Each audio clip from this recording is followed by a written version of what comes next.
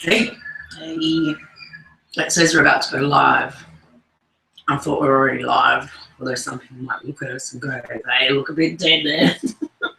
A bit animated for dead people. Well, you know, dead in the sense of they don't look very polished. I don't know what this has got to do with Permission to Celebrate, but we watched this beautiful movie. What was it called? Take This Waltz. Oh, yes. And for some reason, I'm just thinking of the shower scene where all the ladies having their showers. And it just brings me back to that thing about, I don't know, I guess it is what we think we want. I don't know what this has got to do with Permission to Celebrate. Yeah. But, you know, that sense that what we see on TV and what we see in the movies and what we see out there, it is not real life. And then, you know, it's the same with when we see you know, some naked bodies on the television. If they look like normal people, they haven't been airbrushed and shortened and lengthened, and it's shocking. It's like, oh, that's what the human form looks like, because you're so used to seeing it manipulated and tidied up. Yeah. I don't know. Anyway, the movie is fabulous, and it is all about relationships. But it just makes me think about that whole thing, Permission to Celebrate. You know, that sense that we're always going for something that's unattainable. We're always looking at things that are a benchmark that are not real. Like, Yeah. And today's Permission to Celebrate. You don't even have to wait for a benchmark or an ideal. You can just celebrate anyway. It's going to get some poppers. Hey, popper. Have a party. There probably are some downstairs somewhere. Mel has everything downstairs. Somewhere in Boxes and boxes of everything. Yeah.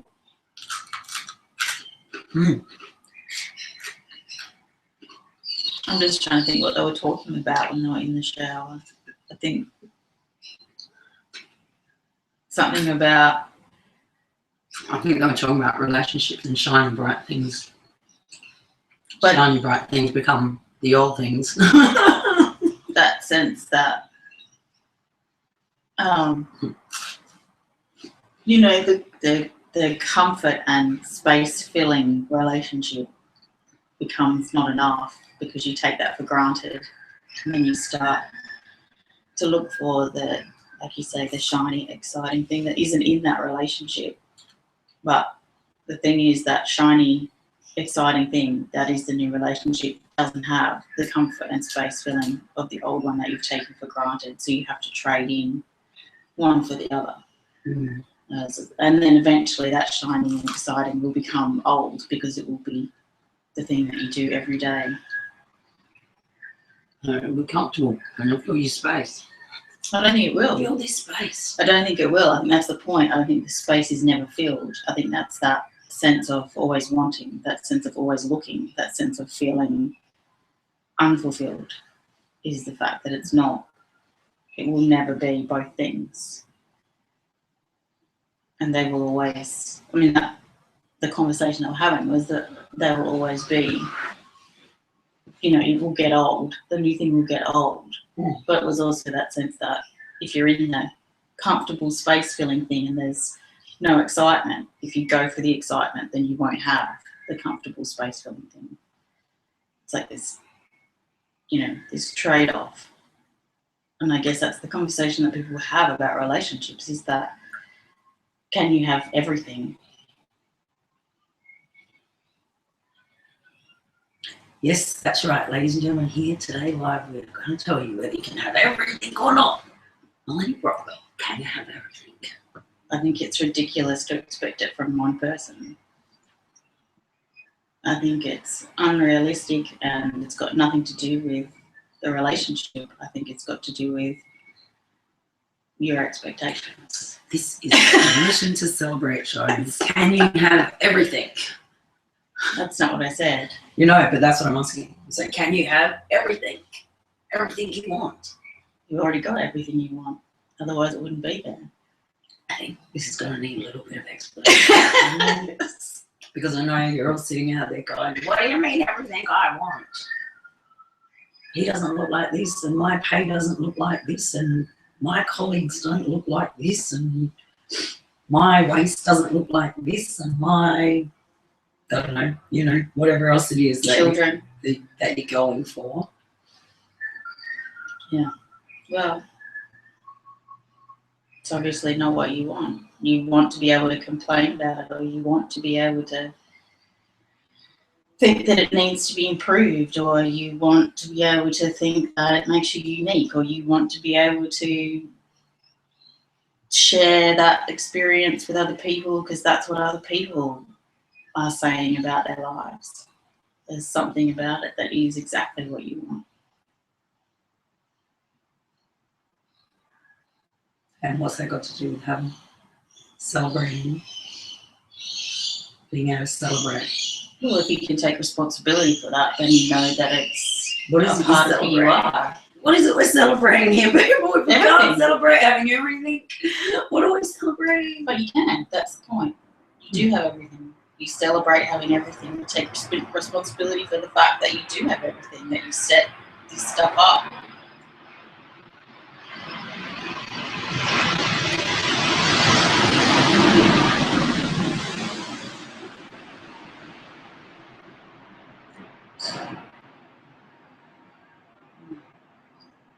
Yeah, that you set this stuff up. So it just makes me go, like, how is this different to, you know, I just feel like there's a lot of people out there who've done a lot of new agey kind of philosophies or whatever, and then a lot of them people just feel like there's a lot of blaming. You know, well, if you didn't get it, it's because you didn't do it right, or you know, you didn't solve your illness, it's because you didn't figure out the, you know, unpick the whole thing of it. Like, how is this not just another making a person wrong thing? I don't understand. We didn't say anything about you. You're saying you did get it. You're saying you have got it. I just feel like there's still a lot of people out there going, I still want the thing. I want the thing. Because you want to be able to want it. It's the wanting to want it that you actually want. It's not the thing. Somewhere the wanting the thing is keeping you safe, giving you a sense of belonging and a meaningful life. Somewhere the wanting the thing is keeping you connected to other people. Somewhere wanting the thing is giving you a sense of your uniqueness. Somewhere wanting the thing is motivating you to get up the next day. Somewhere wanting the thing is part of how you make sense of the world, is part of the rules that have been put in place, probably to make sense of what was happening when you were very little. You know, that people around you behaved in a particular way, and so in order to make sense of that, you set up a series of rules about how the world works, and your perceptual and cognitive and cultural biases have kept them in place so that you can have some sense of continuity and you know, that sense of self-awareness that I am a fixed thing. That's where that sense of safety comes from, is that I am a fixed thing in a fixed world. And the rules work like this. Even if the rules end up being, you know, I am always unsafe and the world is uncertain and nothing works for me, or I will never have a satisfying relationship, or I will never have money, whatever the rules are that have set you up in that fixed space, in a fixed reality, are keeping you safe because at least you know how it works. And you will continue to want the thing that you want. And that will be you getting what you want. Does that make sense? Yeah. I'm just getting that sense that, you know, we're looking in the wrong place. We're not looking in the wrong place, but a lot of our meaning making, it just feels like we're messing around on the outside of it rather than going to the inside. There's no outside or inside. What do you mean? What do you mean? I just mean, you know, a lot of the time we're looking at trying to fix the level of money in our bank or the person in our life, in our bed, or whatever it is, the thing that we're trying to fix out there. But really it is, you know, when you say it like that, it just feels like it's the addiction to that sensation of wanting, or that addiction to that. It's not an addiction. It's what keeps you safe. It's the thing that's your reality. It's the things that are serving you. They're not bad things. So how is it different to looking at it as an addiction to a pattern, you know, to an addiction to getting something that you want?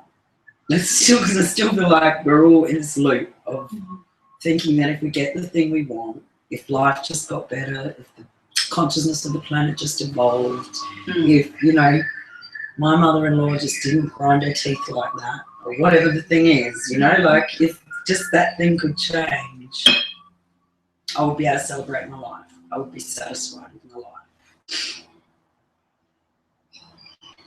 Yeah. And what's the question? I'm not sure, and I feel like whatever the process is that I'm going into now, it's the process we all go into to try and get out of our misery. Like it's trying to work it out, but we're trying to work it out on some level that is, I mean, that's what I was saying outside or inside, but That there is no misery to get out of. Misery is your loudest point. Misery is your conversation with the cosmos. The misery is that experience to allow that gives you access to self-awareness so that you can see that the wanting of the thing is what you want. and I don't think anyone heard that. I feel like they're all just going, whoa, whoa, hang back. Now, I know you said you weren't going to change anything, and I know you didn't promise us anything, but now you're saying you're not even going to get us out of our misery. It's like, hang on, I've been looking for the bit where this is going to, you know, where I'm going to get better, where the world's going to get better, where life's going to get better, where the circumstances. I don't know, it just feels like people are still very attached to the idea that something's going to get better. Are you sure? Are you like, no, come on, we must be going to make something better. You can't tell me we're just going to sit in this forever. What's this? You can't sit in anything forever. Everything changes in every second. What are you sitting in? The thing you've been trying to fix. Yeah, well, if that's serving you, you will perpetuate that. And if you have self-awareness that that's perpetuated because it's serving you, then you can take responsibility and celebrate that it's getting you exactly what you want. So for the people who are coming, it feels like halfway. It feels like there's people going, what? Yeah. And I guess we've themed the shows for the last 8 weeks based on the course. And this is part of the course. The experience. But the course isn't like a normal course because it's an experience. And in that sense, it's not a linear thing. It's not like you start with week 1, then you build on the ideas and da-da-da-da-da. There's there's a sense of fractals and the thing that you get from it. It's not like there's a thing to get from it either. Like it's not like there's in as much as there are concepts and there are ideas, it feels like you will have the experience that you're meant to have. And that is true everywhere. And that is true everywhere. And if that's even confused you more. Yeah, but I think people, I guess, if you want to start somewhere, it is about investigating what are perceptual biases. And don't listen to me. Go and Google it. Like it's a very accessible piece of information, and there's lots of people who are willing to explain it to you and break it down and give you I think there are at least 12 basic perceptual cognitive biases. That gives you a point. Can you just give us a quick example of some of them? Well, they keep your rules in place.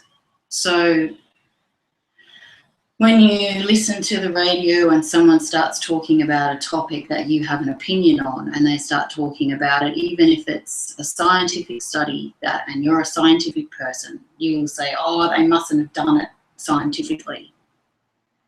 And if you're a non-scientific person and they're having a non-scientific study and they're saying something that you don't agree with, then you will say, oh, they're just from some other wing of politics and they're trying to manipulate the world. And you make up a story about where these people's motivations are for the information that you're getting. your perceptual biases will keep in place the opinions that you have. And that's their job.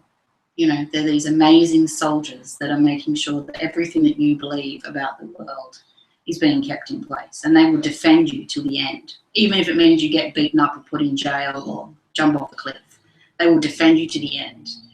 They don't have any other concept of what it means to keep you safe, give you a sense of belonging and a meaningful life.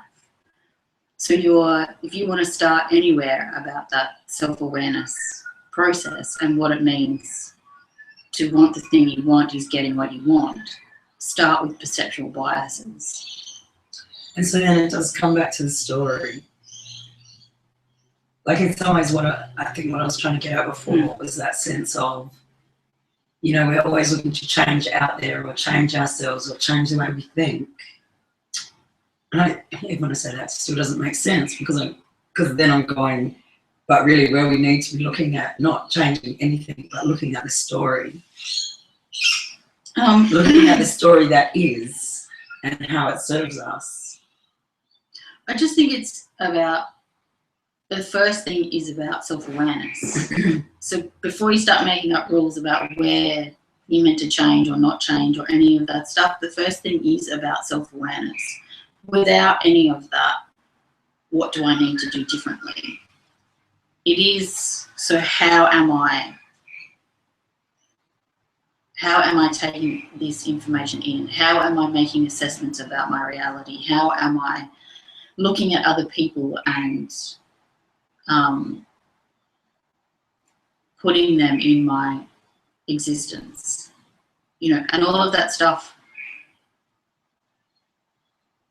will come, you know, will become visible with some of the experiments, I guess they are, in the perfect present. So that loudest point experiment is one of the, I guess, you know, one of the most useful self-awareness experiments that I've ever been able to explain. You know, if it's it's automatic for me. So it's sometimes finding a way to describe how someone else can do it is, you know, it takes a few times because there's a sense that you have to come up with different stories for different people because everyone's going to hear what they need to hear. And I think one of the things that comes up very loudly for me then is that sense that there's a lot of space around it when you are going to the loudest point. Like when we talk about self-awareness, people often think that means going, oh, my behaviour's like this because of that and because of that perceptual bias and because my mother acted like this and because, you know, like there seems to be a lot of story making around the story. Like the static seems to be quite thick.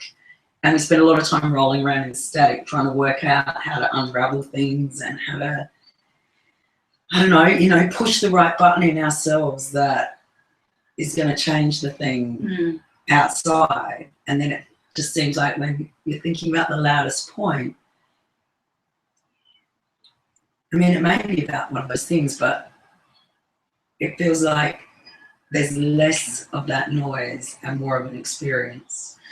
Because those things are not taking you into another story. So in the loudest point, if a story comes up, the story sits in its own energy, and there's a sense of not having to figure out the why or the how or know the meaning of it. Yeah, no. So yeah, you don't have to make sense of it. You just need, have to have an awareness. Yeah, you just have to have an awareness of it. And then if you get to the point where you want to understand or feel how it fits in that, how it makes me feel safe, gives me a sense of belonging and a meaningful life, then there are other experiments in the perfect present that, you know, can take you, because there's a sense that all of that psychopathology, spiritual self-help, self-analysis process, you know, takes that story and concretes it in, makes it more real and makes it responsible. And then somehow you've got a sense of how you are a victim, there's someone to blame, or you are a perpetrator and there's something to fix, you know, and there's something to clear because of a past life. Like all of those things anchor it in a pathological way, whereas the experiments in the perfect present don't anchor anything in a pathological way. So you won't ever get to a point where you go, all right, now I get where I got, you know, screwed over, or now I get where I made the wrong decision, or now I get where I'm carrying an old pattern, or now I get, you know, there's none of that going on. There won't ever be a point that you get to and then you go, now I know what I need to change. Like there is that self-awareness always comes back to the same explanation. And so I just get a sense that people have been doing the processes and going through the course and still coming back to a point of going, you know, I've got this feeling, I've got this sense of what's going on for me right at the loudest point.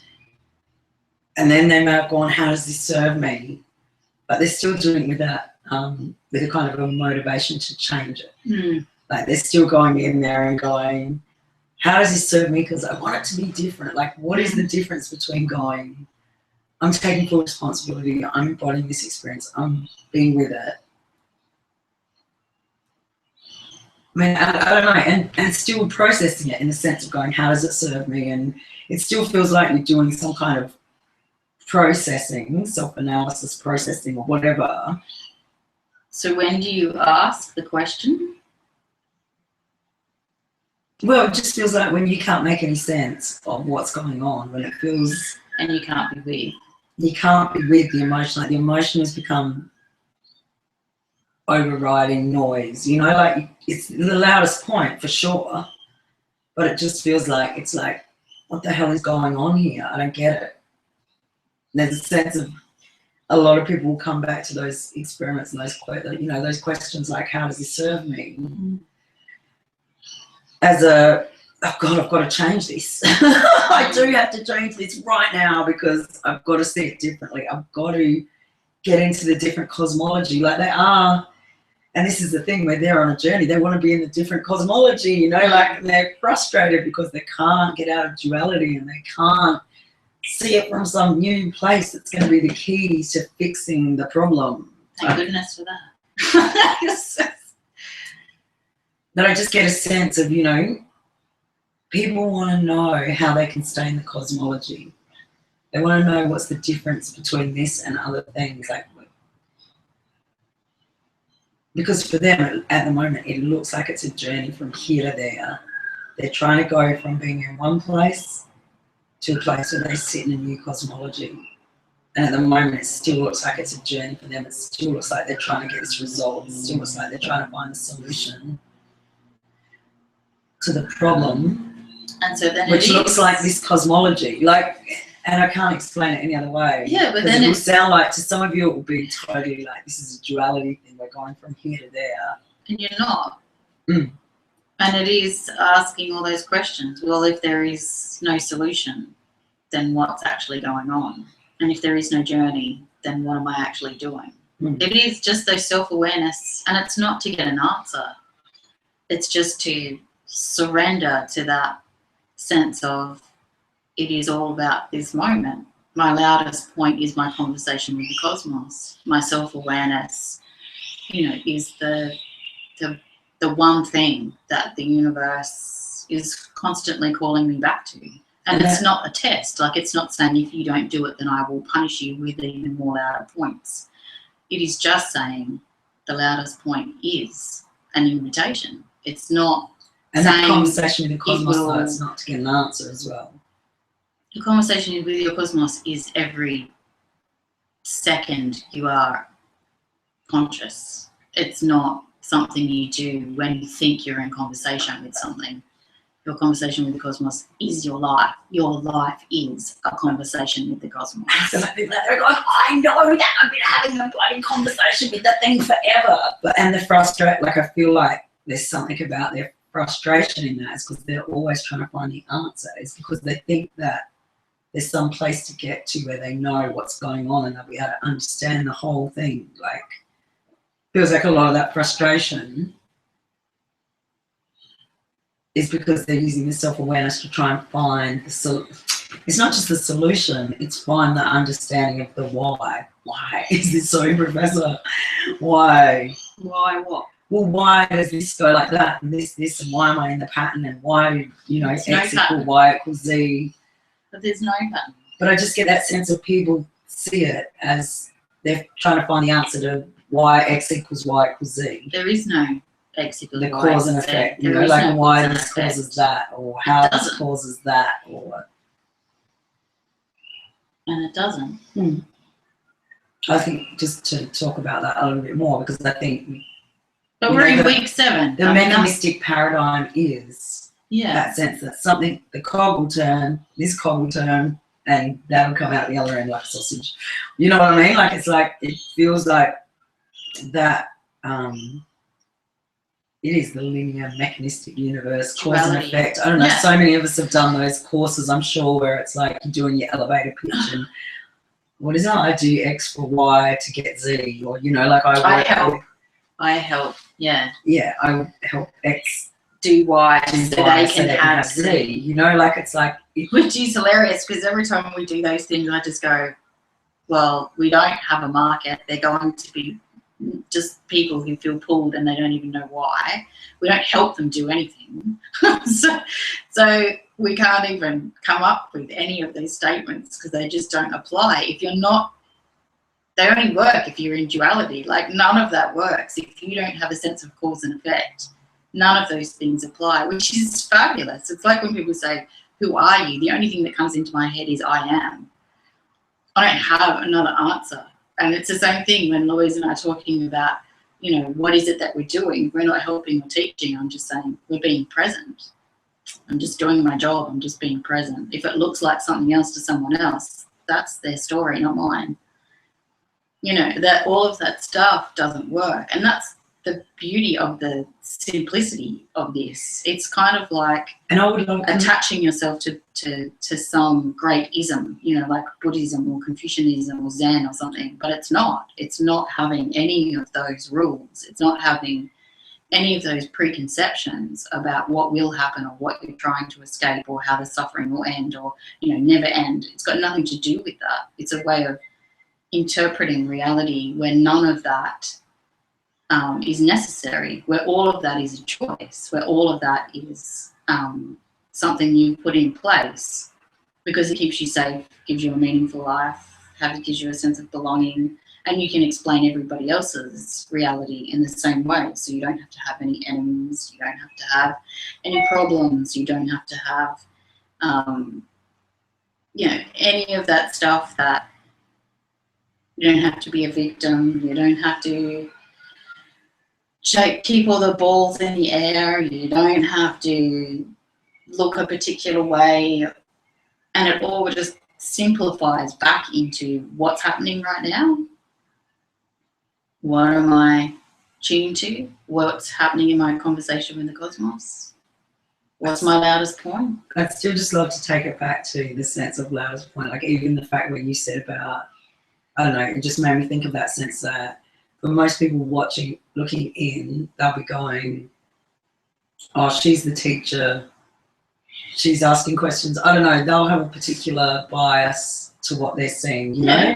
Like some people go, I want to bow down to her, she's the guru. Some people go, I want to take her out, she's the charlatan. But you can't, like, you can't. But I'm just saying,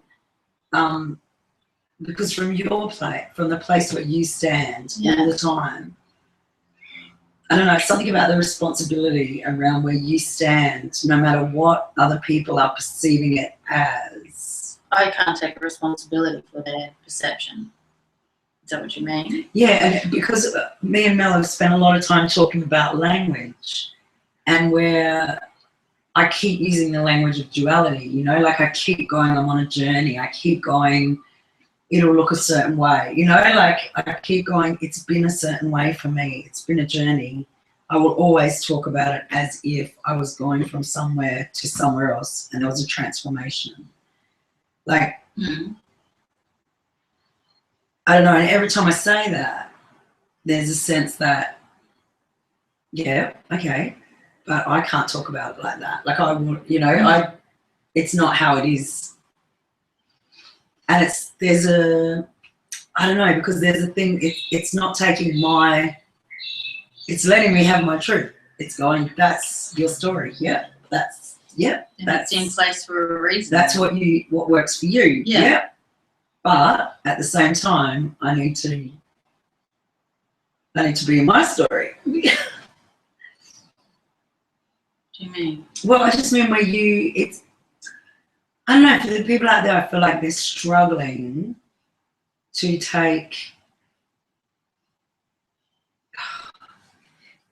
because I just go, it is that sense of, no, hang on, I've been on a journey and I was in duality. I'm in duality. I'm trying to get to this place where I live in a different cosmology.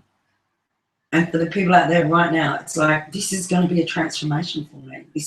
I'm moving through something. I have to work it, I have to work it out. It will be that until it's not. I'm not sure.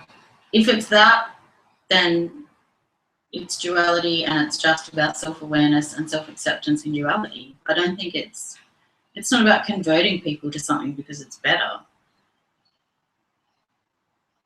If that's what it is, then that's what it is, and it's that for a reason. I mean, I don't think it's about telling people there's something that they need to do differently. I just think it's, if you've come to this experience and the descriptions of the experiments and the concepts and the cosmology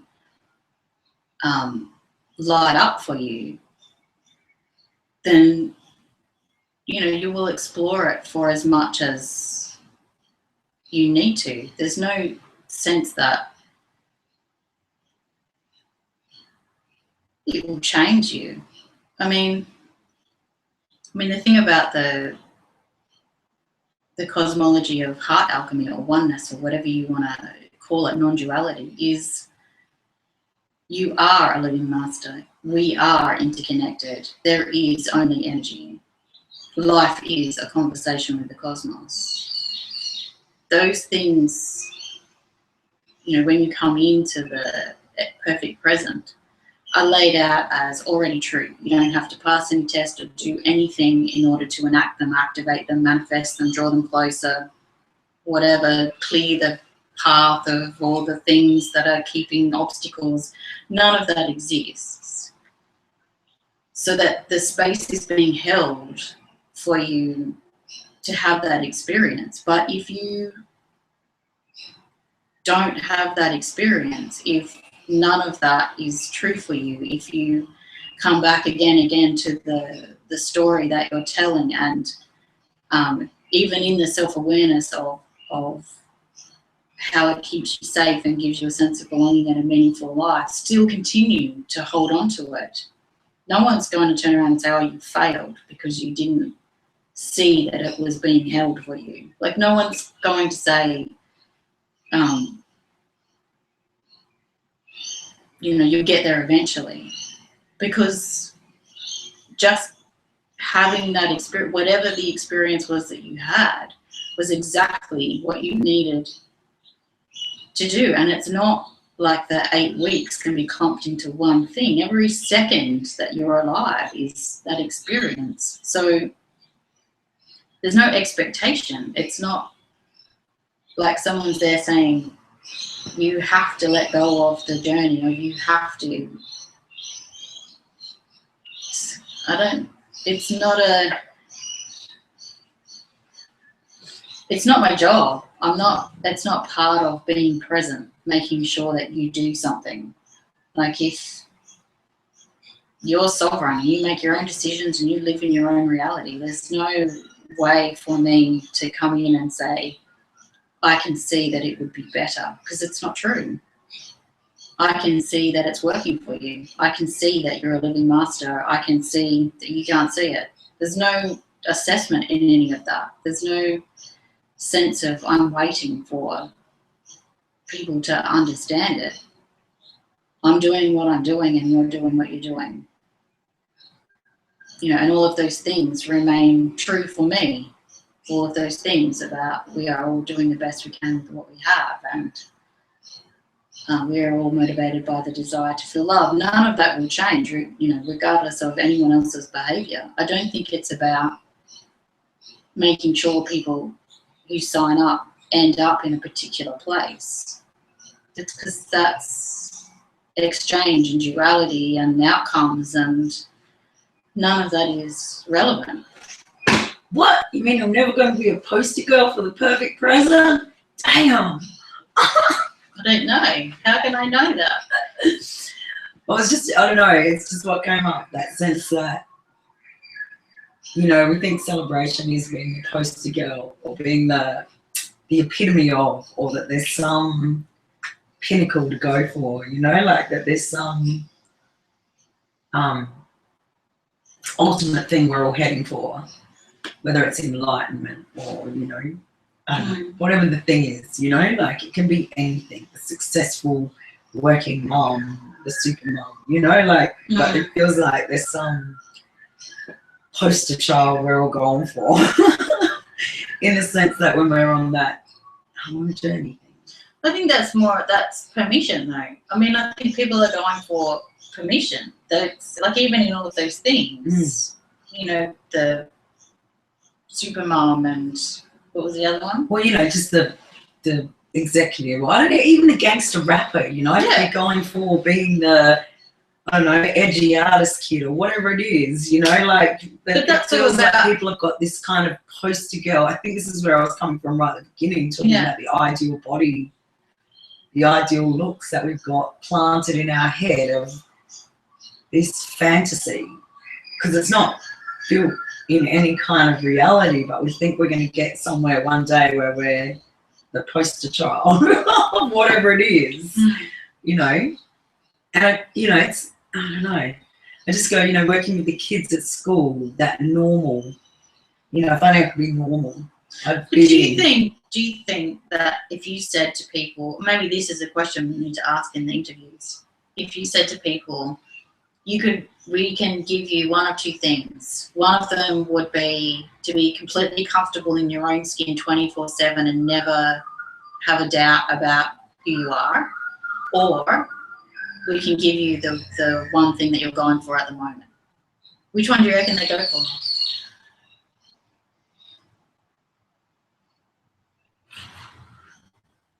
I think they do exactly what I'm doing now. They think about it like it's a trick question. Even though they want to say comfortable in my own skin, they'd be like, oh, it's a trick question. Like if I don't get, they would feel like they're having a test, that it's a test. They would feel like if I don't get the answer to this right, I'm not going to get the happy ever after. Yeah, but what do you want? Like, for that sense of that. Of course you want to feel comfortable in your own skin. Yeah, but do you? Or do you just want to get the thing you're going for at the moment? Like if I said to you, you can be comfortable in your own skin 24/7 no matter what is going on. Or you can have Will.i.am's life. Will.i.am's life. Ooh, no, he's got that. Yeah, but that's what you want. That He's got that. your dream is to have that. But I don't think that's the thing. I don't think it's. So the one thing that you're going for, But is to have all the things that's that he what I has. go. It's because it's not even about what he. I mean, you are somewhere picking a role model or whatever, picking someone you admire, and holding yourself up against it. But somewhere else, that's not the truth of what you're going for. Like, even if you held up the criteria you're going for against what he's got, it's not the same. Like anywhere in the self-analysis, you just start confusing yourself. Yeah. That's the thing that I go,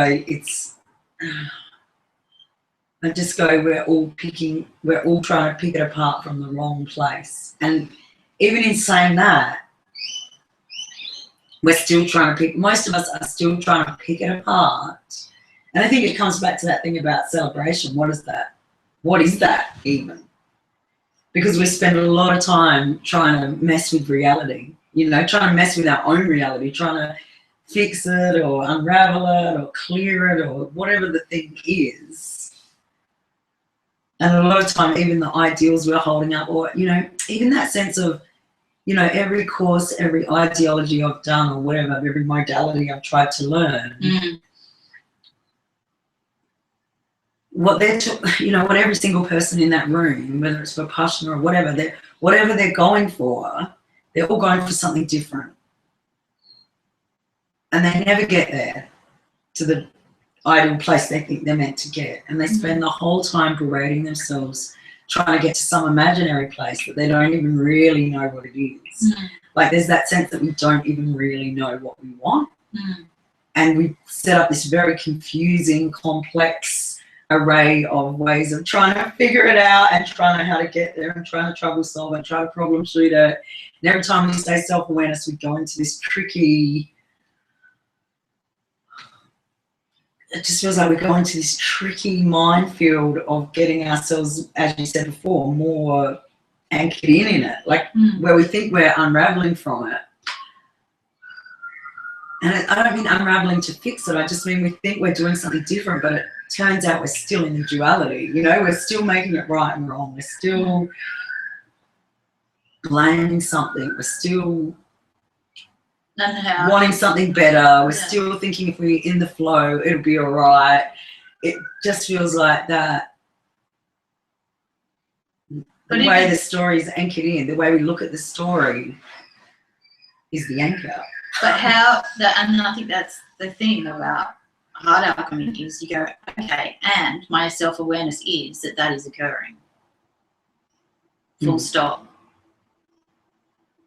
Like, you know, like that sense of that I can say all those things out loud and go, and that's what I'm doing.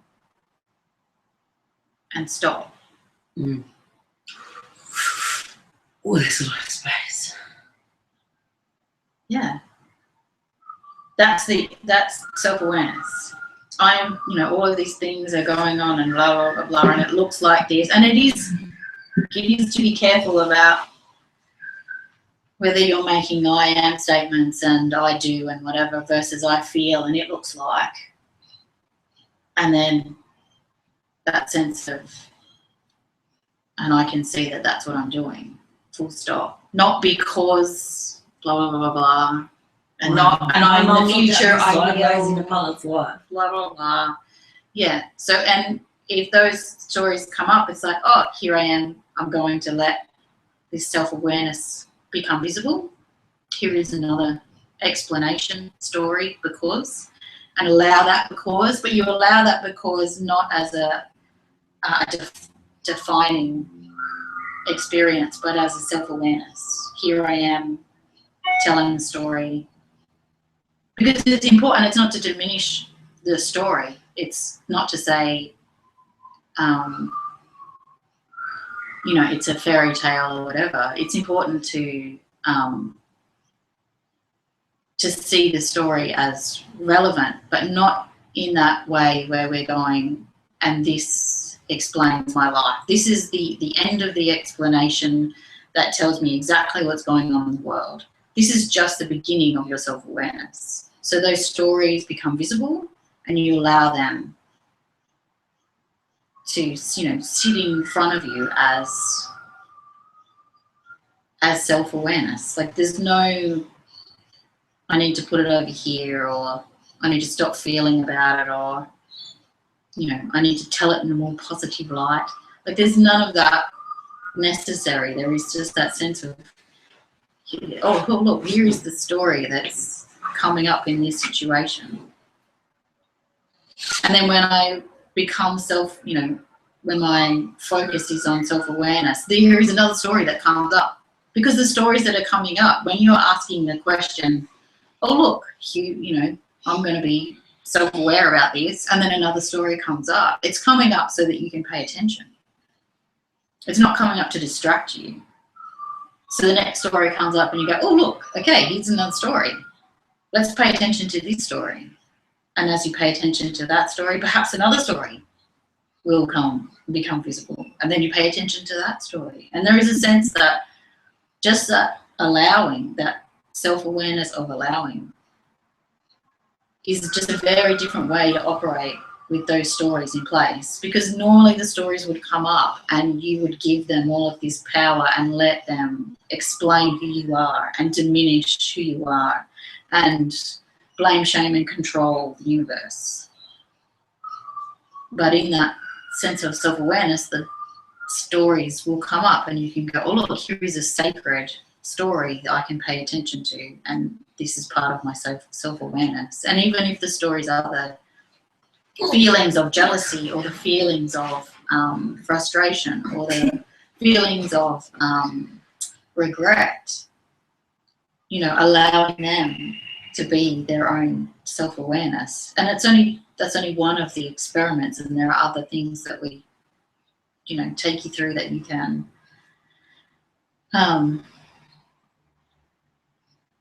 I don't know, have a play with, because it is very self-directed. It's not step 1, step 2, step 3. It will depend on what happens for you, because there's a sense that whatever that, it's like when you first start learning the difference between your intuitive voice and logic or whatever else you want to call that sense of direction. You know, that self-awareness, there's also this voice that will always be there, that kind of tells you what's happening. And it's about that self-awareness creating that space so that you can hear what's happening. And it's not necessarily in an explanation. It may be in another story, or it may be in a directive. It may tell you to take your shoes off or lay down or do your washing or talk to someone or eat some food or whatever it is. You know, that sense of what's happening is not always a cognitive process. So that feels like a bit of a segue into next week's show, which is Permission to Be Powerful. Oh yes. And which is just permission to be. Yeah. Yeah. And so I feel like, just in terms of where, with the people who are on the course with us, where they're at in terms of permission to celebrate. Which is just about fascination. So in everything that occurs, whether it be an argument or a self-proration or a missing the bus or a promotion, it is about being fascinated. I'm feeling so tired because you stayed up all night watching TV. Yeah. That's fascinating, Louise. How can it be though? I don't know, I'm just saying it's fascinating. You know, like there is I don't know, I binge watched some telly last night, even though I've got a lot of things to do, even though my list is long, even though I've got to go to school today, even though we've got the show in the morning, even though we've got things to record, even though, you know, the to-do list feels very, I should have been doing something else.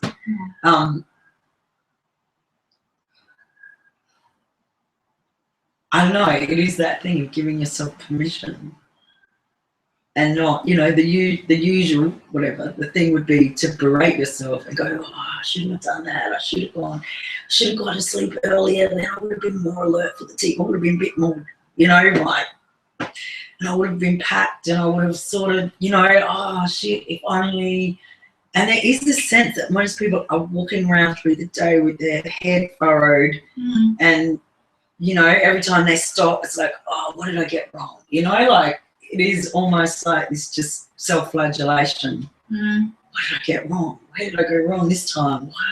Why am I feeling like this? I must have done something wrong to be feeling like this. There must be some way I can stop myself feeling like this now, that I can do penance. And it does feel very much like a do penance, self-flagellation. If I just atone for my sins long enough, I will get the nirvana at the other side. And even I don't know, I just feel like so many of us are caught in that paradigm of, if we, you know, to fix it, we have to atone, we have to figure it out. And even in the, you know, psychoanalysts or whatever, you know, tapping or the trying to clear things, there's a sense of I have to put myself back through the pain to figure it out. Just feels like a real penance kind of reality. I'm not sure. Just in terms of celebration. Well, I guess if you just take that off the top of your daily self-awareness. there is a sense that Not take it off, but be aware that that's what you're doing. Like in all your, I don't know, prostrations and efforts and trying to figure it out. You know, it is you doing your penance for the universe. Well, okay, that's me doing my penance for the universe, people. If I just frown a little bit harder, God will see that I've made amends. I think I've been watching too much Vikings. I think there's also a sense of gratitude. So say when, the washing line is so high, I have to be on tippy toes when I put things out there. And instead of, I can wind it down. But my first instinct is to be grateful. And I stand on tippy toes and I can feel my rib cage spreading and I can feel all my, body stretching. And I just engage the world as it is. And there's an instant sense of whatever is not there, the rest of the picture becomes visible, and it's a visible gratitude for what is there. I think there is a sense in heart alchemy that, that you can change. You can wind the washing machine down. You don't have to do things and just accept the way that they are. If you can wind the thing down, it's not about putting up with things. Can you just say that again for people that don't? Like something about the clarity for them about going out into the world today and really being with a sense of celebration, no matter what is, no matter what it, like, oh my God, I'm tired, I should have done it differently. Yeah, but that's already got a story in it. So what I'm saying is that when I meet the washing line and I'm on tippy toes, I don't have a story about how that's terrible. My first instinct is to go, oh, look, I'm stretching, and tune into what my body does when it's stretching. And so I can feel what is happening, what I am doing. But if the loudest point for people is that furrowed brow, is that, oh my God, what have I done wrong again? How did I get to this place where I'm wrong again? Then that's about painful, self-awareness. I'm suffering again, I'm in the corner crying again. Then that's about self-awareness. In order to feel a sense of permission to celebrate that. No, that's about self-awareness. So it's not about changing it. If that is the loudest point, it's the loudest point for a reason. It's asking you to become self-aware of a story that's playing that gets you what you want. So there's no trick to going and seeing it, in a way that you're enjoying it. But the thing is to go, this is the story that's playing. I'm just going to allow and be self-aware of the story that's playing. There is a sense of it must be here for a reason. And so even that sense of it's a self-directed conversation. It's not kind of about someone else coming in and processing you. But I feel like that's what I'm always doing, is I'm always coming in and trying to process me. Like, even that sense of I've woken up, I feel like shit, I've got a furrowed brow, I've watched too much TV, whatever it is. I'm in the traffic jam again. I don't want to be stressed about this. I don't want to be put under the bullet. I don't want to be, And you become self-aware of that and go, oh, look, here I am. Not wanting peace. Yeah. Just let yourself have that. Yeah. Just let that be where you are.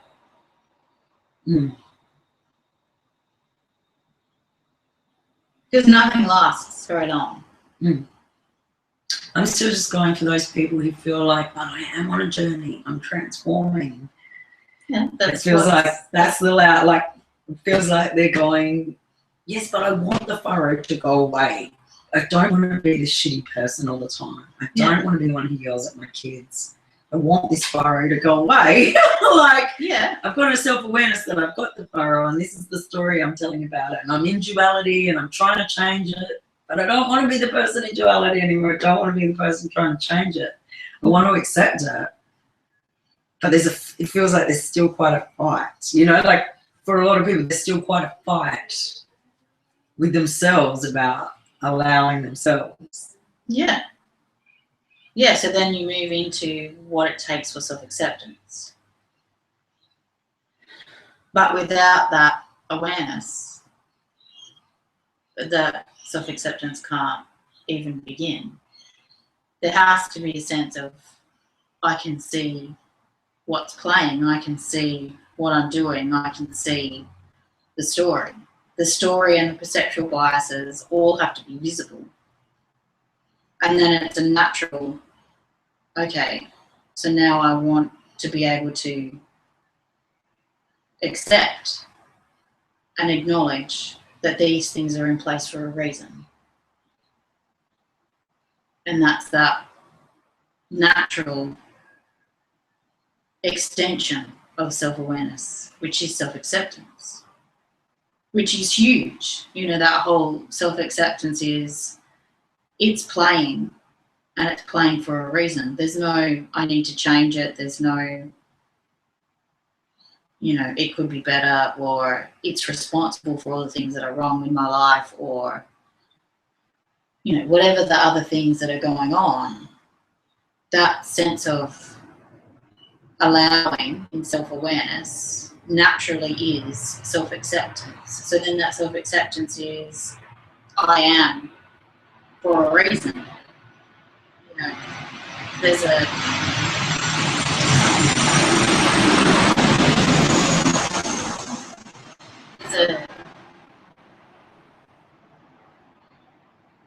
a lot of ways to explore that self-acceptance, but it will depend on, it will depend on where you find yourself. So whatever has come up in that self-awareness will determine what your self-acceptance looks like. You know, if it is about these things are important and I don't want to let go of them, then the self-acceptance will be based on them. You know, and there will be, you know, the self-acceptance will have to be mediated by whatever the self-awareness experience was. And then, you know, a natural part of the self-acceptance, which is not, they're not separate things. It is that conversation with the cosmos. In every moment you are having that conversation. We call it self-awareness, we call it self-acceptance, we call it gratitude, we call it choice, we call it allowing, but it's all the same thing. It's all the conversation. There's no way to say this is step 1, this is step 2, this is step 3. But they will, having someone talk about it in a particular way will let you have an experience of it in a particular way, and then it will become self-directed, if that's true for you. You know, there is a sense that it has to feel true. You have to feel pulled to it. Even if you argue with it in your head, you have to feel pulled to it. If you keep coming back to it, even though you're arguing it in your head, I mean, that's part of your perceptual biases. Those arguments in your head are trying to keep the things in place. But that pull that you have when you come back to the experience, you come back to the explanation, you come back to the perfect present and the heart alchemy cosmology, you keep coming back to it because you know that there's something in there. You know that you want to have that experience, and you have a choice. Like the whole idea of these things that are in place is that in your conversation with the cosmos, you have a choice. So, you know, these experiences in the perfect present allow you to play, you know, become self-aware, understand that story in a different way, understand that argument in your head a different way, understand the things happening in your life and your relationships and your goals and your sense of who you are and the things that you think are upsetting you. You understand them in a different way. And it's not that you have to adopt that for the rest of your life. You just get to play in that cosmology for as long as you want. And if it, if you have some self-directed process because someone's talking you through the ideas, then that's what you have. And if you don't, you don't. It's not, but at least you've explored the cosmology and you've had a chance to play. Yay! More play. Mm.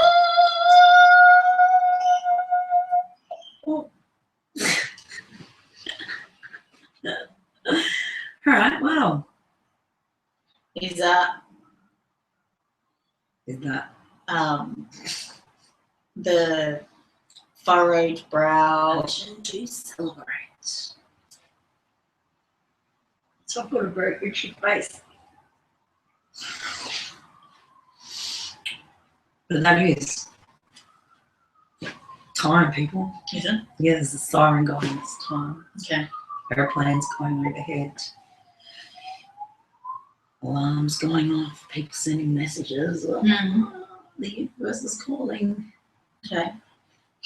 Universe is calling. What did it say? You have permission to celebrate. Fabulous. Fabulous. All right, chickas. Anything else? Any last minute Well, I'm just going, celebrations? there's something about when you do the perfect present, you'll have us. There's a sense of we'll be talking to you with whatever's coming up. And when we say that process of allowing whatever it is that the concepts that we run by you, and we say it's all self-directed and you'll know what to do.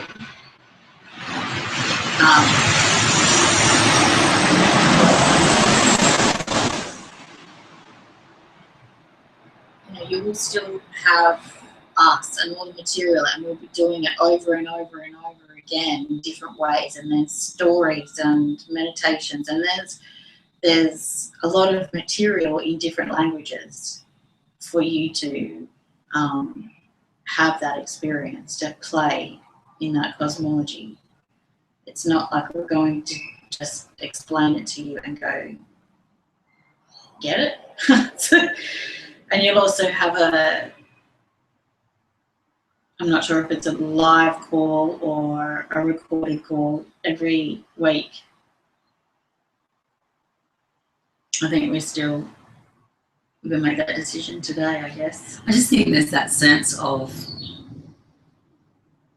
there's no desperation in there. It's like when I'm talking to the kids about learning juggling. Mm. It's like you will get it. Mm.